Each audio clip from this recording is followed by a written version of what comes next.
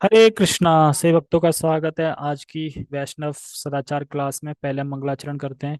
ओम अज्ञानतिमिरान्धस्य ज्ञानञ्जनशलाकया चक्षुरुन्मीलितं येन तस्मै श्रीगुरुवे नमः।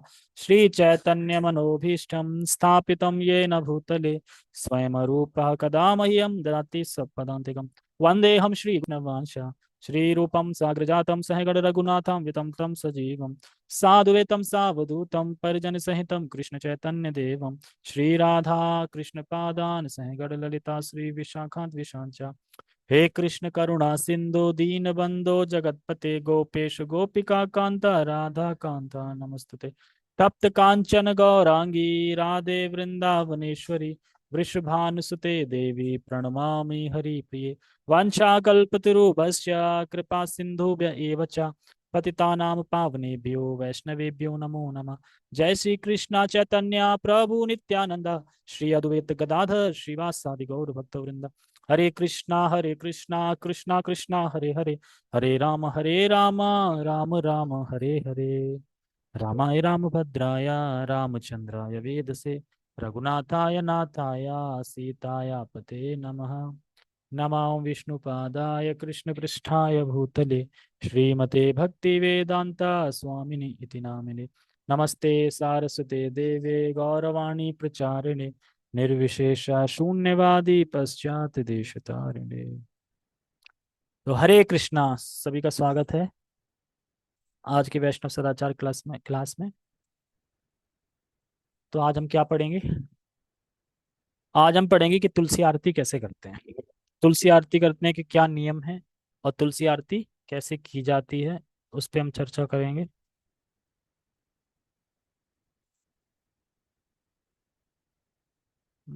कहाँ हूँ? ठीक है, सबको दिख रहा है तुलसी आरती। परिरिष्ट, ये क्या 6 बने हैं? कितने बने? 7 बने हैं। 6 ये। ठीक है। तुलसी आरती। तो तुलसी आरती के लिए क्या क्या आवश्यक सामग्री हमें चाहिए जब भी हम तुलसी आरती करें, तो नोट कर लेना सब। एक थाली में निम्नलिखित सामग्री रखें। 2 आचमन पात्र, एक अपने लिए एक तुलसी महारानी के लिए। एक घंटी रखें, आधी अपने लिए आधी तुलसी महारानी के लिए। एक ही घंटी रखें। 3 अगरबत्ती स्टैंड के साथ। 2 दीपक, एक आरती अर्पण करने के लिए तथा दूसरा अगरबत्ती एवं आरती जलाने के लिए। समझे, एक दीपक वहीं रखा रहता है जलाने के लिए कुछ भी, और एक दीपक आरती अर्पण करने की। एक छोटी थाली में फूल। तो इतनी सामग्री चाहिए बस तुलसी पूजा करने के लिए। यानी तुलसी उसमें है, अपने स्टैंड पे रखी है, और फिर उसके बाद आपके पास एक थाली है, उस थाली में सारी चीजें हैं जो इसमें लिखी हैं। और फिर हमें स्टार्ट करना चाहिए। वृंदाय तुलसी देवी आय प्रियाय केशव से चा कृष्ण भक्ति प्रदे देवी सत्यवत्ते नमः। तो कृष्ण भक्ति बोलते हैं, कहीं विष्णु भक्ति बोलते हैं, इसका क्या मतलब है?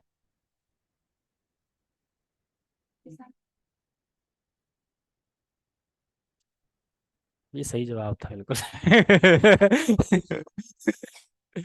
हर किसी भक्त ने बताया ही है कभी ना कभी, या तो आप किसी का भी नाम ले सकती थी। तो हमें हमें क्या बोलना चाहिए? विष्णु बोलना चाहिए। आपको क्या लगता है, क्या बोलना चाहिए? अच्छा राज, ये बता, जब हम गाते हैं तुलसी कृष्ण प्रियसी नमो नमः, तो कृष्ण प्रियसी बोल रहे हैं कि हम विष्णु प्रियसी बोल रहे हैं? अरे भाई, मैं ही पूछ रहा हूँ। हम कृष्ण प्रियसी बोलते हैं तुलसी आरती जब करते हैं, कि विष्णु प्रियसी बोलते हैं? गा के देखियो, गा के देखियो। नमो नमः तुलसी कृष्णा प्रिय, तो कृष्ण प्रियसी बोल रहे हैं ना।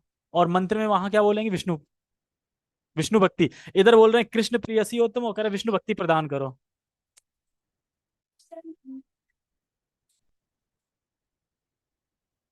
अरे वो कोई नहीं, तो करेक्शन जब जैसे पता चलता जाता है, करेक्शन होता जाता है। मैं ये नहीं बोल रहा हूँ क्या बोलना चाहिए, मैं ये पूछ रहा हूँ कि दो जगह दो डिफरेंट डिफरेंट लोग बोलते हैं, तो हमें क्या बोलना चाहिए, हमें क्या बोलना चाहिए, हम ये बात कर रहे हैं। देखो दोनों ही सही हैं। कृष्ण बोल रहे हैं वो भी सही है, विष्णु बोल रहे हैं वो सही है। आपका किसके प्रति प्रेम है? अगर आपका कृष्ण के प्रति प्रेम है, आप कृष्ण गोलोक धाम जाना चाहती है, तो आप कृष्ण बोलेंगे। जो वैकुंठ जाना चाहता है विष्णु धाम में, वो विष्णु बोलेगा। सीधी सी बात है। देखो सिद्धांत में जो लिखित में श्लोक है वो विष्णु है। ठीक है। हाँ वो लिखित में है जो शास्त्र में, वो विष्णु ही है। लेकिन हम किस की उपासना कर रहे हैं? हम कृष्ण की उपासना कर रहे हैं ना। और हम नमो नमः कृष्ण प्रियसी बोलते हैं। हम कृष्ण कृष्ण है, तो इसलिए हमें कृष्ण बोलना चाहिए। क्योंकि हम तो कृष्ण भक्त है ना, तो कृष्ण बोल रहे हैं। लेकिन जो विष्णु भक्त हैं वो विष्णु है। क्या?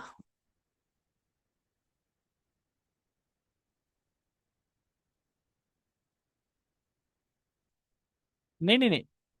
जैसे अपने दिल्ली इस्कॉन में कृष्ण बोलते हैं। ठीक है, बोलते हैं ना कृष्ण। तो गुरु महाराज से मैं सुन रहा था, हिज हॉलीनेस भक्ति आश्रम वैष्णव स्वामी महाराज से, वो वही बता रहे थे कि सिद्धांतिक रूप से तो विष्णु लिखा है वहां पे। लेकिन क्योंकि हम किसके भक्ति कर रहे हैं? कृष्ण की। हम क्या गा रहे हैं? कृष्ण प्रियसी तुलसी। और हम जाना कहाँ है? कृष्ण के धाम। सब कुछ तो कृष्ण कृष्ण है। तो इसलिए हम बोलते हैं कि वृंदाए तुलसी देवी प्रियाय केशव चा। प्रियसी बोल रहे हैं ना, कृष्ण प्रियसी तुलसी। तो इसलिए हम कृष्ण बोलते हैं। जिसे वैकुंठ जाना, जो विष्णु के प्रति आकर्षित है, वो विष्णु बोल सकता है। वैसे कोई भेद नहीं है कृष्ण विष्णु में, आप दोनों को बोल सकते हैं। लेकिन हमारा भाव कृष्ण के प्रति जाता है, इसलिए कृष्ण निकलती है।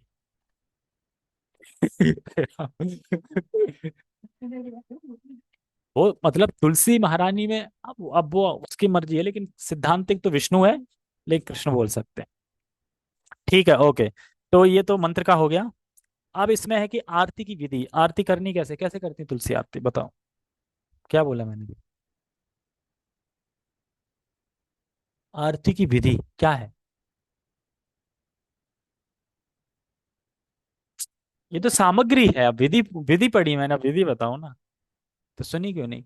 क्यों नहीं, ये भी नहीं पता पड़ी कि नहीं? आरती की विधि क्या है? आरती की विधि, पहले आचमन करें। सबसे पहले हमें जब भी भोग लगाएं या आरती करें, हमें पहले आचमन करना चाहिए। ओम केशवाय नमः, ओम नारायण नमः, ओम माधवाय नमः। ऐसे करके जो मंत्र है ना तीन, हूँ क्या, कल कल ही तो बताया था आरती की विधि में। ठीक है। पहले आचमन करें। फिर अगरबत्ती 7 बार श्रीमती तुलसी महारानी के पूरे शरीर को अर्पित करें। यानी वो एक पौधा नहीं है, वो साक्षात तुलसी महारानी है, तो उनके पूरे शरीर को अगरबत्ती 7 बार, 1, 2, 3, 4, 5, 6, 7। अगरबत्ती मैंने इस्कॉन में देखी है, धूपबत्ती तो नहीं देखी। हाँ तो कोई ना, अगरबत्ती खरीद लो। थोड़ा महंगी आती है इसीलिए अगरबत्ती इस्कॉन की। 1 महीने चल जाती है, जो आती है 130-140 की आती है, 1 महीने चल जाती है। बांस की है। बांस नहीं ऑफर होता ना, वो बांस की नहीं होती है, विदाउट बांस होती है, जो वहां पे इस्कॉन में मिलती है वो। ठीक है। ओके। 1 महीने में, 1 महीने चलेगी 130 से, क्या दिक्कत है फिर? अच्छा नहीं ले सकते। ठीक है, तो धूपबत्ती से कर लो, कोई नहीं। ये समझ में आ गया। तुलसी महारानी पहले आचमन करना है, ओम केशवाय नमः, ओम नारायण नमः, ओम माधवाय नमः। ठीक है। फिर उसके बाद अगरबत्ती 7 बार पूरे तुलसी को घुमानी है। एक दीपक 4 बार चरणों को, 2 बार नाभि कमल को, और 3 बार मुख कमल को, तथा 7 बार सर्वांग को अर्पित करना है, जैसे हम कृष्ण को करते हैं वैसे ही। जड़ उनकी चरण है। ठीक है। दो इधर किसने बताया? 4 करना है ना। 4 करना है जड़ पे, थोड़ा ऊपर जाके 2। फिर उनके जो ऊपर ना, मुख पे 3, 7। क्या पूजा हो गई? नहीं, हमें लग रहा है इसमें पढ़ने में कठिन है। जब आप करोगे कोर्स और सीखोगे तो सीख जाओगे, ऐसा कुछ कठिन नहीं है। आधा तो आप करते ही हो। तुलसी महारानी में क्या आप फूल तो कर ही लोगे ऑफर, धूपबत्ती घुमाते हो, दिया घुमाते हो, अब बचा क्या? आचमन नहीं करा है हमने, खाली बस एक आचमन चाहिए। बाकी सब चीजें तो कर ही रहे हैं ना। आचमन 2 होते हैं ना, एक उसके लिए भी तो ना, जैसे अब ये कर रहे हैं। यस, ठीक है। पुष्प 7 बार सर्वांग को अर्पित करें। तत्पश्चात पांचांग प्रणाम करें। प्रत्येक सामग्री अर्पित करने से पूर्व आचमन पात्र से पानी लेकर 3 बार उस पर छिड़क के शुद्ध करें। तो आचमन जो एक होता है ना ऑलरेडी, उसको बस 3 बार छिड़कना होता है, ऐसा करके। हर चीज में भोग लगा रहा है तो भोग में ऐसे करके सब चीज में छिड़कना होता है। परिशिष्ट 10 देखें। तो हम जब वैष्णव सत्यर पढ़ रहे थे तो कहीं की लिखा जाता था ना, ये परिशिष्ट ये देखें, छूट जाता था ना वहां पे, तो वही सब चीजें चल रही है, इसलिए रिपीट रिपीट आ रही ना, गृहस्थ का पहले भी चल गया था फिर आ गया दोबारा, इसलिए आ रहा है क्योंकि पहले लिखा था छूट गया था कि परिशिष्ट इतना देखें, तो अब ये परिशिष्ट चल रहे हैं एक तरीके से। परिशिष्ट को इंग्लिश में क्या बोलते हैं पता नहीं। परिशिष्ट 10, पवित्र तीर्थ तीर्थ स्थल के प्रति 10 अपराध, धाम अपराध। देखो कल हमने सुने थे नाम अपराध, भगवान के प्रति जपा हम कर रहे हैं, सेवा कर रहे हैं, उसके प्रति 10 अपराध हो सकते हैं, उनसे बचना चाहिए। और आज है जो हम धाम जाते हैं, कौन कौन जा रहा है धाम? हाथ खड़ा करना जूम पे, कौन कौन धाम जा रहे हैं? चेहरे तो दिखाओगे नहीं, ऐसे ही हाथ कर दो। हाँ सब जा रहे हैं, सबके हाथ दिख गए मुझे, निराकार है ना। निराकार तुम्हारी चरण देखी। निराकार का चरण कैसे देख लिया? ऐसे ही मैंने सभी निराकार वालों का हाथ देख लिया, सब जा रहे हैं।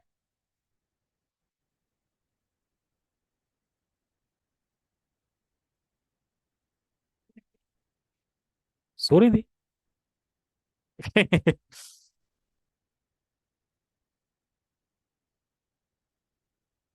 ठीक है, कौन कौन जा रहा है?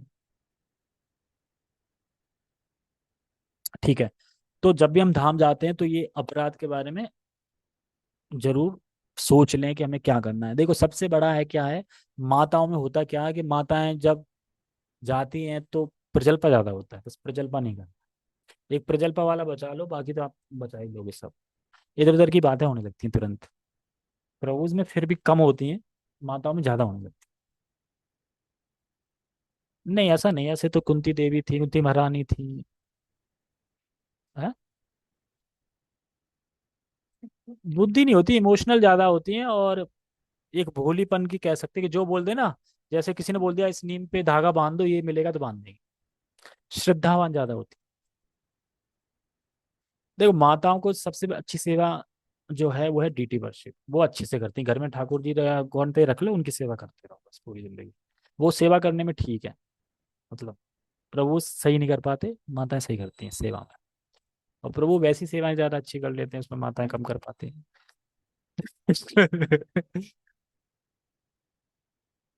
तो मैं ये सब इसलिए बता रहा हूँ कि आप लोग जा रहे हो सैटरडे संडे, तो सब लेडीज लेडीज माता माता जा रही हैं, तो प्रजल्पा से बचना, कहने का मतलब ये, वहां जाके प्रजल्पा करोगे या फिर दिल्ली की बात कर रहे हो फोन उठा रहे हो तो क्या फायदा।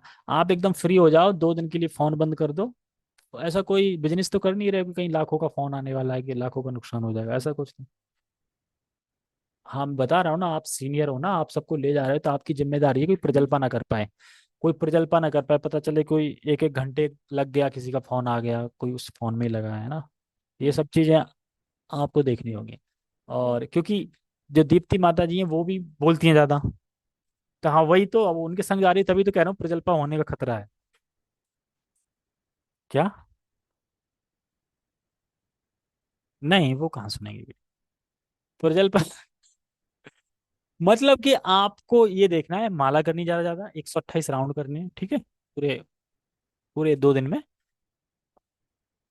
और अच्छे से दर्शन करने हैं, और सीख तो जाना है, मॉर्निंग में करना है, 5 बजे से परिक्रमा स्टार्ट कर देना, 5 साढ़े 5 और 10 11 बजे तक खत्म कर देना बस। हाँ वो तो सब कुछ बता ही देंगे, उस प्रजल्पा से बचना, कहने का मतलब ये है। ठीक है। ओके तो और क्या क्या अपराध नहीं करने हैं, धाम जा रहे हैं तो ये 10 अपराध है, ये सुन लो ध्यान से, ठीक है। पहला, पवित्र तीर्थ स्थानों के महत्व को प्रकट करने वाले गुरु की अवज्ञा तथा अपमान करना। जैसे शिला प्रभुपाद जी ने हमें इस्कॉन दिया है, बुक्स दी हैं, और आचार्यों ने, जैसे सड़ गोस्वामी, इन्होंने सारे हमें वृंदावन के जो भी विग्रह हम देखते हैं दर्शन करते हैं, इन सबको स्थापित किया है, ढूंढा है, ये सब चीजें दी है। अब जिन गुरु ने प्रकट किया है इन सबको, उन्हीं की हम अवज्ञा करते हैं, अपमान करते हैं। यार गुरु उरु ने नहीं करे हैं, कुछ नहीं, ऐसे ही तीर्थ स्थानों कोई नहीं है, ऐसे ही सबने बना लिया। जैसे कि इसी के ऊपर आज मैं सुन रहा था, जो श्री मदन मोहन जी हैं, कौन से कहाँ है टेम्पल मदन मोहन जी का? कहाँ पे है? टीला टीला। टीला टीला से याद आया ना, टीला लाल लाल टीला है। कहाँ पे है? आप एक, हाँ हाँ वही टीला। तो वो मदन मोहन जी हैं उसमें।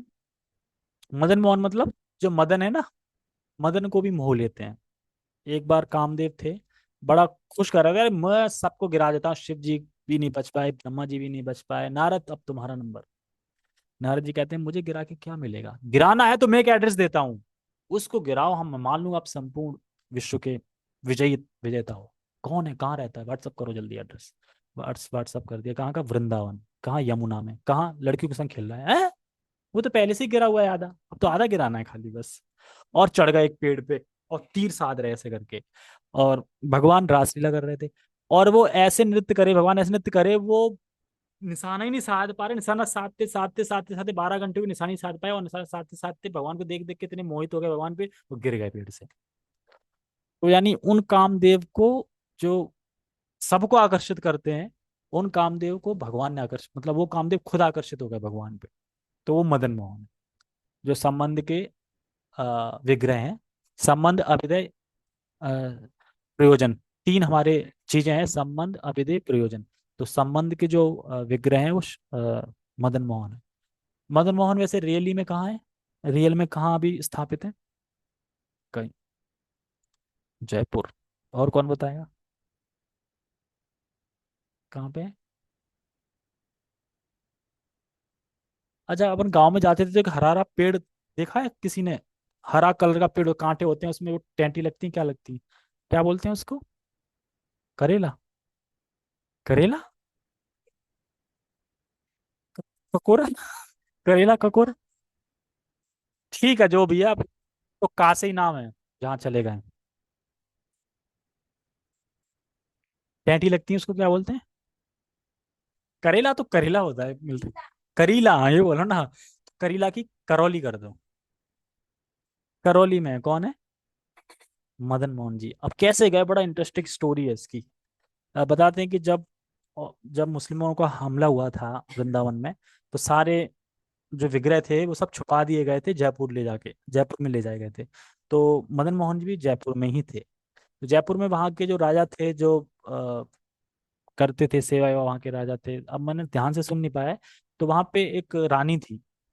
वो रानी मतलब खूब सेवा करती थी उनकी, और सेवा करते करते करते करते जब रानी की शादी करी, तो शादी किसी करौली के इंसान से हो रही थी। तो रानी कहती कि मुझे ना गिफ्ट में कुछ नहीं चाहिए, बस कुछ भी ज्यादा नहीं चाहिए, कुछ नहीं चाहिए मुझे, सिर्फ बस ये विग्रह चाहिए। अब जो राजा थे वो जानते थे कि ये तो सनातन गोस्वामी के सेवित विग्रह हैं, इनको कैसे दे दूं मैं। तो उन्होंने क्या करा, रानी से चुपके से एक शिल्पीकारी को बुलाया, और हूबहू चार और विग्रह वैसे ही बनवा दिए, सेम टू सेम, बिल्कुल, और रख दिए। और रानी जब आई कि ठीक है आप देख लो, ले लो। अब वो देखती है कि एक नहीं, दो नहीं, पांच पूरे मदन मोहन, अब इसमें से कौन से हैं असली, एकदम एक जैसे। तो अब वो रानी प्रार्थना करती है भगवान से कि मैं आपको सच में आपकी सेवा करना चाहती हूँ, लेकिन मेरे पापा, मेरे मतलब पिताजी थे ना वो राजा, वो मुझे देना नहीं चाह रहे हैं आपको, लेकिन मैं आपकी सेवा करना चाहती हूँ, मैं मतलब बहुत प्रार्थना करती है, भगवान प्रसन्न हो जाते हैं, और फिर सपने में बोलते हैं कि तुम चिंता मत करो, पांचों एक जैसे है ना। अब कल आप जब चूज करोगी ना कि ले जाओ एक, जौन सा लेना है, तो वो सोचते हैं कि डुप्लीकेट ले जाएंगे कोई, वो रियल विग्रह नहीं लेंगे। तो मेरी जो बांसुरी है ना, बाकी सबकी तो बांसुरी ऐसे रहेगी, मेरी बांसुरी थोड़ी हाथ से उठ के दिखेगी, मतलब उन्होंने अपने बता दिया सिंबल, कि पहचानने का सिंबल क्या है, ठाकुर जी ने खुद। और फिर जब सुबह हुई और वो जो रानी गई, तो वो तो वही ध्यान था कि वो मुझे देखना है, और जैसे ही देखा कि बांसुरी उठी थी एक की, तुरंत वही उठा लिए, चूज कर लिए। तो राजा सोच रहे हो, तो असली उठा लिए। कह रहे अब मदन मोहन जी की ही इच्छा है जाने की, तो क्या कर सकते, उन्हीं की इच्छा है ना, वो खुद बता रहे हैं आगे। तो वो रानी के संग चलेगा, और रानी जब तक जिंदा रही, तब तक रानी ने जिंदगी भर उनकी सेवा करी। तो ऐस इस तरीके से करौली चले गया कौन, मदन मोहन जी। ठीक है। और सनातन गोस्वामी को कैसे मिली, सब तो स्टोरी आती है, किसी के घर थे, उनका नाम याद नहीं आ रहा कोई, हाँ भूल जाते हैं, एक जो भीख मांगने जाते थे, मतलब जो ब्राह्मण थे, जो चौबे लाल, चौबे चौबे कुछ नाम था, उनसे फिर ये सनातन गोस्वामी जाते हैं भिक्षा मांगने, तो वो उनके संग जाते हैं, जबकि वहाँ खीर पुआ खा रहे थे, यहाँ जाते हैं चटनी नमक, जिस नमक भी नहीं मिल रहा है वहाँ। बाद में कहते हैं अरे खीर पुआ खाना है, तो फिर एक वही जो माल भाग था, जो व्यापार करने जा रहा था, उसकी नाव फंस गई थी। ये सब स्टोरी है जो आप सब जानते हो, तो वही चीज है। तो सोचो, विग्रह जो स्वयं भगवान बोलते हैं वो करौली में है अभी। कोई ना कोई तो सेवा कर रहा होगा ना। करौली में है ना वो, जैसे जयपुर में है गोविंद देव जी ओरिजिनल, ऐसे ही है करौली में। करौली में मदन मोहन है। अब यही नहीं पता कौन सी करौली है। एक ही करौली तो अपनी है, और करौली तो जाते रहे करौली अपने गांव में भी तो है कोई करौली की। वो अलग करौली है क्या? ये अलग है। वो तो माता पे जाते हैं ना। लेकिन मदन मोहन वही है, तो मदन मोहन जी वही है।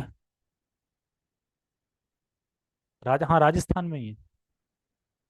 कहाँ पड़ती है? राजस्थान में ही है। क्योंकि उस टाइम पे राजस्थान ट्रांसपोर्ट से ही लेके गई थी वो रानी। उस टाइम पे कोई वैसे बस वस तो चलती नहीं थी, तो वो लेके गई थी। ठीक है। तो अब जिन्होंने ये विग्रह प्रकट करें, स्थापित करें, उन गुरु की हम अवज्ञा करें तो ये नाम अपराध है। ठीक है। दूसरा है, ऐसा माननिक पवित्र तीर्थ स्थान अनित्य है। ऐसा मानना कि जो भी वृंदावन है, धाम है, ये सब।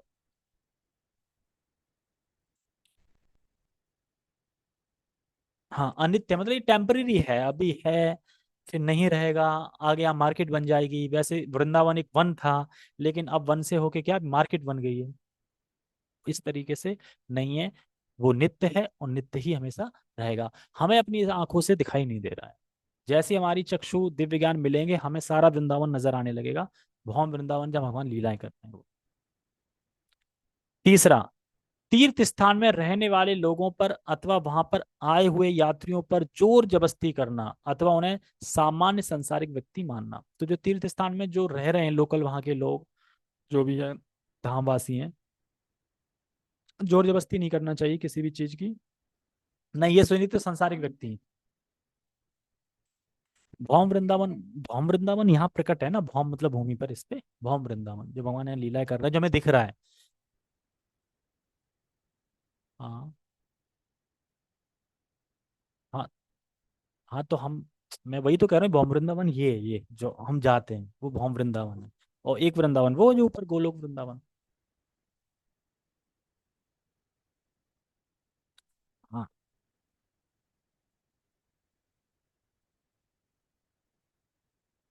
कोई नहीं, ये भगवान याद भूलना वो हमारे बस की नहीं है। सुनना हमारे बस की, हम टाइम तो दे रहे हैं ना उतना। आज तक कितनी रोटी खाई है आपने, याद है? नहीं। लेकिन रोटी खा खा के इतनी बड़ी तो हो गई ना। तो इसी इसी इसी हिसाब से आप कथा सुनते सुनते सुनते सुनते वो अपना असर दिखाएगी। ठीक है। ओके। हाँ।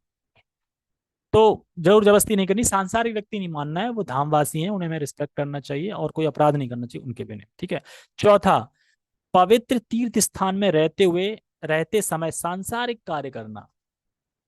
जो आप यहाँ कार्य कर रहे हो संसारिक, वही वहां कर रहे हो जाके, तो फायदा क्या धाम जाके? तो ये चीजें नहीं करनी है। और ये अच्छा टॉपिक आ गया, आप परसों जा भी रहे हो, और वैसे भी धाम वगैरह बताए जाते हैं रास्ते में, और रास्ते में आपको बताएगा कौन? अच्छा हाँ, मैं बता दूंगी पढ़ के। तो अरे तो कोई नहीं, हिंदी में तो बोल ही दोगी ना। सुन ली कोई नहीं, वो आप एक वीडियो भी दिखा सकते हो। ठीक है। तो पवित्र तीर्थ स्थान में रहते समय सांसारिक कार्य नहीं करना। मूर्ति पूजा अथवा पवित्र नाम जप का व्यापार करना अथवा उसके माध्यम से धन कमाना। आप देखो यार, लड्डू गोपाल की यहाँ पे बहुत बिक्री होती है। कहाँ बनते हैं, कैसे बनते हैं, कितने में मिलते हैं, ये सब आइडिया आने लगेगा वहां जाके। या फिर नाम नाम जप का व्यापार करना।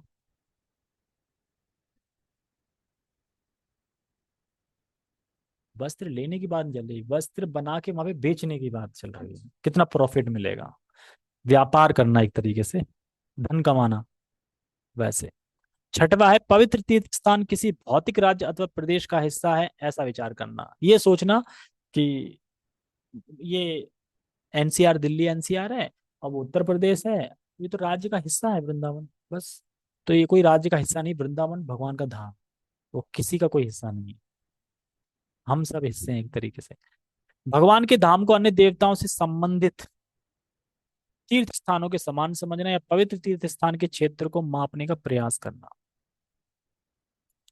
भगवान के धाम को अन्य देवता संबंधित तीर्थ स्थानों के समान समझना, जैसे कि अब और भी तीर्थ स्थान है ना जहाँ जाते हैं लोग, तो धाम को, तीर्थ स्थान को एक मान लेना।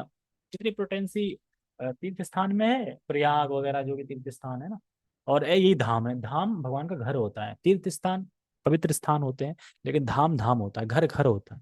जब भी हम बाहर जाते हैं तो घर आ जाए, तब चैन की सांस लेते हैं, हाँ घर आ गए। बाहर कितनी अच्छी चीजें मिली, मन लगेगा नहीं ज्यादा दिन रहने के बाद, यार लगता है घर कब पहुंचे। तो यही आसक्ति है घर से, घर की याद आने लगती है ना, घर से अटैचमेंट। तीर्थ क्षेत्र में निवास करते समय पाप कृत्य करना। पाप कृत्य में करना मतलब पाप, किसी प्रकार का पाप करना, ये नहीं करना है। वृंदावन तथा नवद्वीप विभिन्न है, यह मानना। वृंदावन धाम और नवद्वीप धाम ये अलग अलग है, ये मानना, ये भी अपराध है। दोनों एक ही है। आप अगर नवद्वीप धाम गए यानी आप वृंदावन धाम चले गए, वृंदावन धाम गए यानी नवद्वीप धाम चले गए, दोनों ही एक ही है, अलग नहीं है। तीर्थ स्थलों के महत्व बताने वाले शास्त्रों की निंदा करना। जो कि तीर्थ स्थलों के महत्व को बता रहे हैं, कि वृंदावन धाम की महिमा बता रहे हैं, हर धामों की महिमा प्रकट कर रहे हैं, उन्हीं शास्त्रों को क्या करना, समझना है तो ये सब बकवास लिखा है, गलत लिखा है, निंदा करना उसकी, ये भी धाम अपराध है। और 10वां यानी आखिरी है, अश्रद्धा से तीर्थ स्थान के महत्व को काल्पनिक समझना। जो अश्रद्धा है, कोई श्रद्धा नहीं है, ऐसे ही जा रहे हैं, और तीर्थ स्थान के महत्व को काल्पनिक समझना। जो भी हम महत्व बताते हैं ना, कि यहाँ दंडवत प्रणाम करो ये लाभ मिलता है, ये करो ये लाभ मिलता है, ऐसा करना चाहिए, तो काल्पनिक समझना। ये सब तो ऐसे रोड पे प्रणाम कर रहे हैं, क्या है, कुछ नहीं, यही तो मिट्टी रोड तो दिल्ली में भी है, वहीं कर लें। आप यहाँ प्रणाम करके देखो, शर्म कितनी लगेगी आपको। और वृंदावन में हमें, आपको शर्म लगती है, कहीं भी डंडे की तरह लेट जाते हो ना, कि नहीं लेट जाते हो, कि सोचते हो कि यार ये धोती कुर्ता बिगड़ जाएगा। जैसे ही बस से नीचे उतरते हैं, जब जाते हैं इस्कॉन से, तुरंत सब दंडवत प्रणाम करते हैं, चाहे गोबर पड़ा हो, चाहे कुछ पड़ा हो, चाहे कीचड़ हो, भाई करना है। मतलब कि अगर बस जगह रुक गई है, सब कर रहे हैं, तो आप भी कर लो। कि गोबर मतलब ऐसा नहीं कि आप गोबर में ही चले गए, लेकिन भक्त देखते नहीं है, दंडवत प्रणाम तो करना है आपको। जब कृष्ण बलराम खेले हैं गोबर में, धूल में, तो फिर आप क्यों नहीं दंडवत प्रणाम कर सकते, कर सकते बिल्कुल। ठीक है, भाग 7, गृहस्थ आश्रम। तो ये आप लोगों के लिए है, हम तो गृह में भी हैं, आप लोगों के, आप गृहस्थ आश्रम में हो। तो इसको हम कल पढ़ेंगे, अभी हम दामोदर अष्टकम गा लें। नहीं नहीं, शिशि दामोदर भगवान की जय, दामोदर अष्टकम की जय। नमामीश्वरं सच्चिदानन्दरूपम् लसत्कुण्डलं गोकुले विराजमानम् यशोदाभियोलुकलाद्वमानम् परामृष्टमत्यं ततो धृतगोप्याम् रुदन्तं मुहुर्नेत्रं युग्मं व्रजन्तम् कराम्भोजयुग्मेन शान्तकनेत्रम् मुहुष्वकं पात्रे रेखाङ्ककण्ठा स्थिताग्रवदामोदरं भक्तिबन्धम् इति द्रक्ष्वलीलाभिरानन्दकुण्डे स्वघोषं निमज्जन्तमख्यापयन्तम् तदीयेषितागेषु भक्तिर्जितत्वं पुनः प्रेमतस्तं शतावृत्ति वन्दे वरं देवमोक्षां न मोक्षं वदेम वा न चान्ये व्रणेऽहं वर्षादपिहा इदं तेव पूर्णात् गोपाल बालम् सदा मे मनस्या विरस्तं किमन्ये इदं ते मुखं भोजमत्यन्तनीले व्रतं कुन्तले स्निग्धरक्तश्च गोप्या मुहुश्चुम्बितं बिम्बरक्ताधरं मे मनस्या विरास्तामलं लच्छलामि नमो देव दामोदर अनंत विष्णु प्रसीद प्रभो दुःख जलाब्धिं नग्नम् कृपा दृष्टि वृष्ट्याति दीनं बतानु ग्रहणे मामग्गमिद् छिद्रस्य कुबेरात्मजो बद्ध मृत्युवयद्वत् त्वया मोचितो भक्ति भाजो कृतो च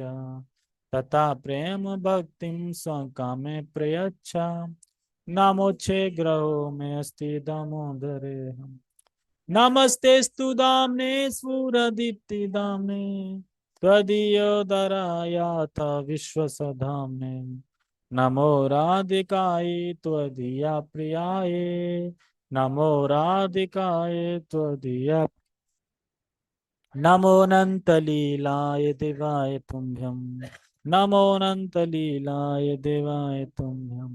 हरे कृष्णा कृष्णा कृष्णा हरे हरे, हरे रामा रामा रामा हरे हरे। श्लोक क्रमांक 3। मैं उन्हीं दामोदर भगवान को फिर भी प्रेम पूर्वक सैकड़ों बार प्रणाम करता हूँ, जो इस प्रकार की बाल लीलाओं के द्वारा अपने समस्त ब्रज को आनंद रूप सरोवर में गोता लगवा रहे हैं, एवं अपने ऐश्वर्य को जानने वाले ज्ञानियों के निकट भक्तों के द्वारा अपने पराजय के भाव को प्रकाशित कर रहे हैं। तो ज्ञानी लोगों को भी वो सुलभ प्राप्त नहीं होता जो प्रेम व्रज में जो लोग रह रहे हैं, और जो सतृति मुनि उसको अनुभव कर रहे हैं और गोटा लगा रहे हैं उसके प्रेम में, ऐसे तो ज्ञानियों को भी वो पराजय करते जा रहे हैं। ठीक है। जगत गुरु शिल प्रभुपाद की जय। किसी का कोई प्रश्न है? किसी का कोई प्रश्न है? चश्मिश माता जी का प्रश्न है कुछ? चश्मिश कौन है?